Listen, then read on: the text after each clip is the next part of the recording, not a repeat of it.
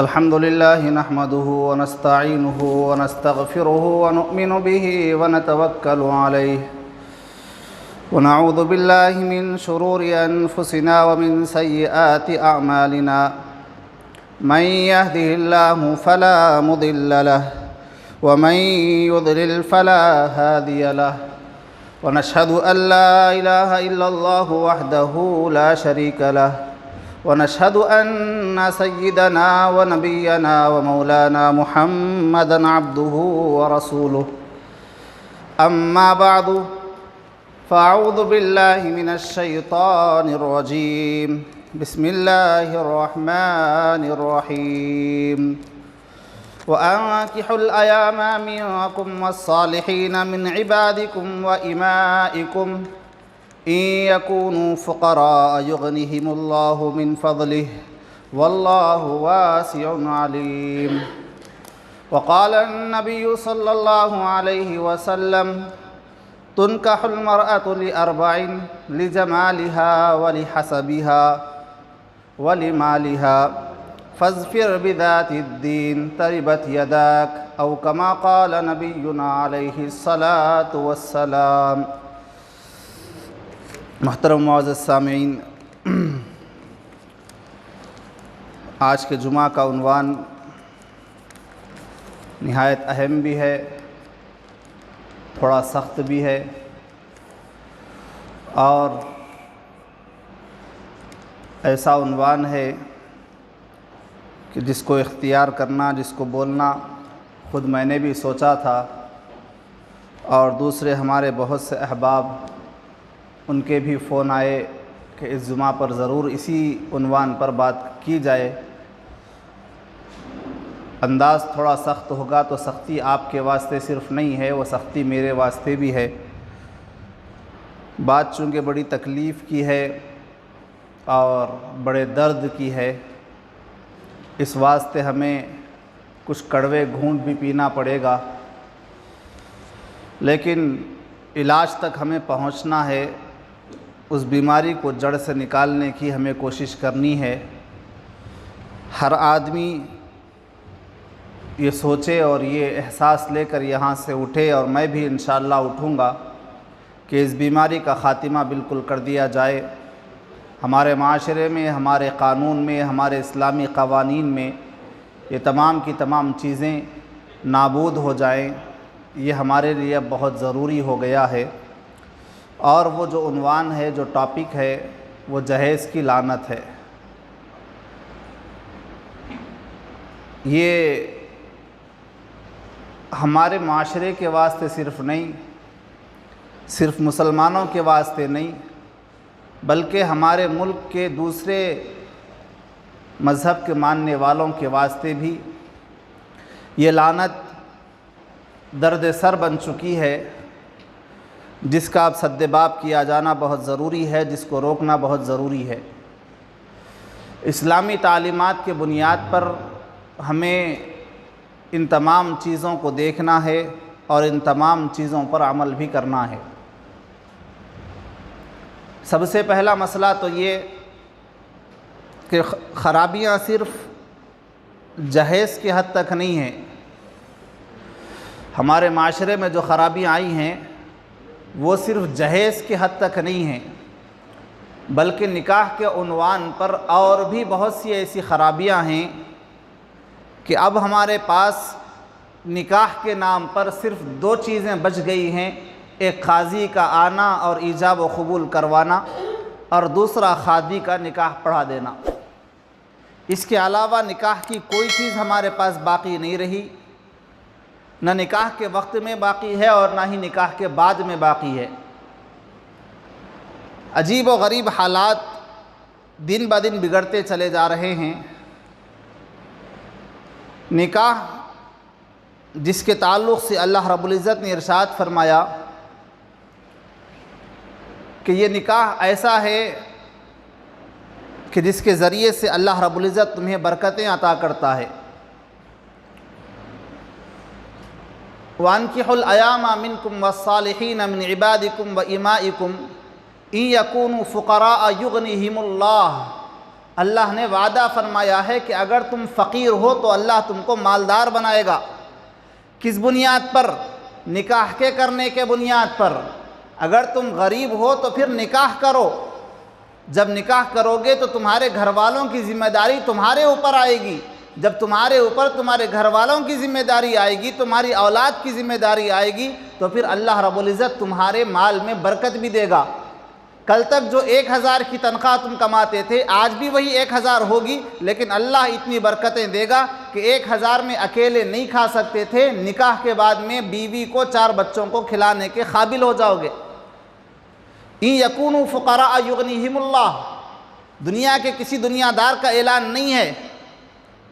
अगर आज हमें कोई सीएम फंड से या फिर किसी एमएलए के फंड से या फिर किसी और फंड से ये बात हमें समझ में आ जाए कि अगर हुकूमत ये ऐलान कर दे कि भाई जो जिसकी शादी होगी, जिसका निकाह होगा, हम दूल्हे को 5 लाख रुपये देंगे, तो घर घर में लोग अब रिश्ते ढूंढते फिरना शुरू हो जाएंगे कि भाई 5 लाख रुपये मिल रहे, शादी करे बच्चे की तो 5 लाख रुपये मिलेंगे।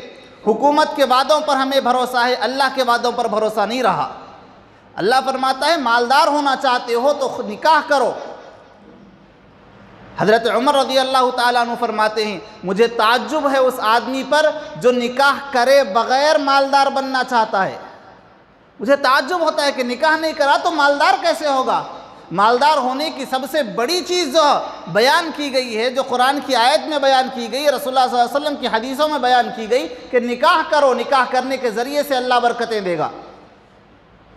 तो फिर सवाल जहनों में ये आता है कि भाई हमारे भी तो निकाह हुए, हमें कोई बरकतें महसूस नहीं हुई, हम कोई मालदार नहीं बने। उसकी सबसे बड़ी वजह यह है कि हमने निकाह किया है लेकिन किसी और को मकरूज़ करके किया है। हमने निकाह किया है बच्ची के बाप के ऊपर जहेज़ के नाम पर, जोड़े के नाम पर, दावत के नाम पर, रस्म के नाम पर, मंगनी के नाम पर इतना बोझ डाला है कि उसकी हालत ये हो गई है, अपनी ज़ुबान से तो बद्दुआएं नहीं निकलती, लेकिन जो तकलीफ़ें उसको होती है, पता नहीं उसके बीवी के दिल से क्या क्या जो है ना, रातों को उठकर वो रोती होगी कि मेरे बाप ने मेरा निकाह तो करा दिया, एसी का रूम मुझे मिल गया, नई पलंग मुझे मिल गई, लेकिन मेरा बाप अपनी उस पुरानी पलंग पर भूख के मारे तड़प रहा होगा, बिलक रहा होगा। कहाँ से बरकतें आएंगी? रसूलुल्लाह सल्लल्लाहु अलैहि वसल्लम ने इरशाद फरमाया, इन्ना आदमन निकाही बरकतन ऐसरुहु मौनतन। हमने असल में चीज़ को समझा नहीं है। अल्लाह का वादा सच्चा है, जिस वादे को अल्लाह ने किया उसी अंदाज से पूरा करोगे, फिर देखोगे कि अल्लाह कैसी रहमतें नाजिल करता है, कैसी बरकतें नाजिल करता है। हम समझ नहीं सके, हमने कुछ गलतियाँ अपनी तरफ से कर ली हैं जिसकी वजह से हमें हालात समझ में नहीं आ रहे। एक सहाबी आए रसूलुल्लाह सल्लल्लाहु अलैहि वसल्लम की खिदमत में,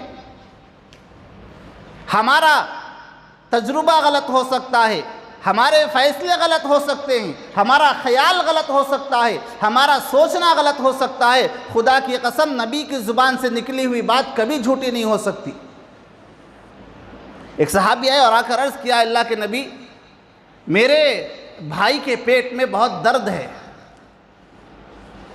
नबी की बात जो सच्ची होती है, नबी का वादा जो सच्चा होता है, वो मैं आपके सामने सुना रहा हूँ। कहा कि अल्लाह के नबी, मेरे भाई के पेट में बड़ा सख्त दर्द है और उस दर्द की वजह से उसको दस्त आ रहे हैं, मोशंस हो रहे हैं, रुकने का नाम नहीं लेते।